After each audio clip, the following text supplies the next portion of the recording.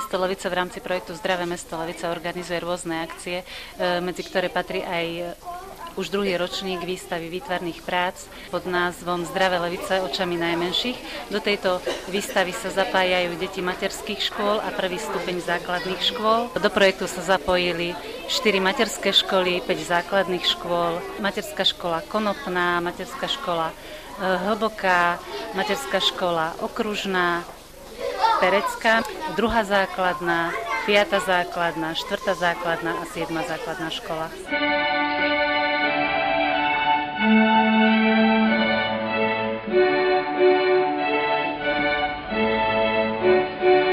My sme poprosili pani Hruškovičovú, či by nám umožnila v týchto priestoroch vystavovať tieto obrazy a ona nám vyšla v ústrety už druhý ročník.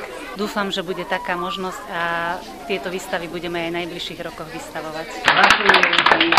Krásny, druhý najkrajší obrázok vo všetkých. Nech sa páči.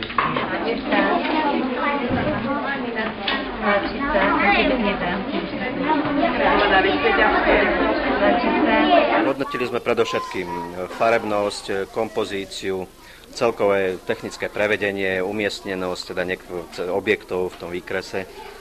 Ono to bolo niekedy ťažké, predsa len sú to také menšie deti, takže väčšina tých prác bola na takej rovnakej úrovni, ale myslím, že nakoniec bolo tam čo hodnotiť.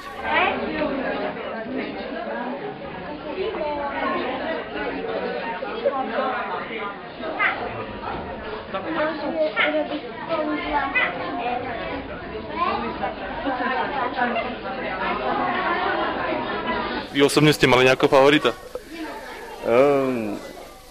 Favorita priamo až, priznám sa, že najviac sa mi páčila práca, ktorá nakoniec aj zvíťazila, ale to hodnotenie, boli sme tam na to teda traja, bola to pani Stanislava Gagačová a Katarína Balážová, ktoré boli so mnou v komisii, ktorí sme to spolu hodnotili.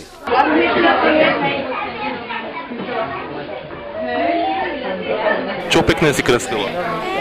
Ja park, kde sú psíkovia a ešte, kde sú motýlikovia, jeden táčik a taký stromček a kvietky.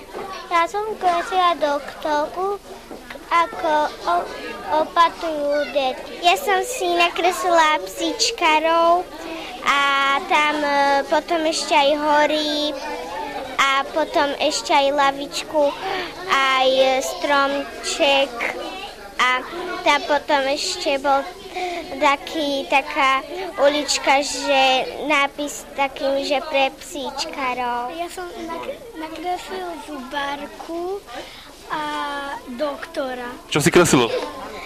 Činžáky, autíčka, aj kvietky a ešte som tam vymaloval.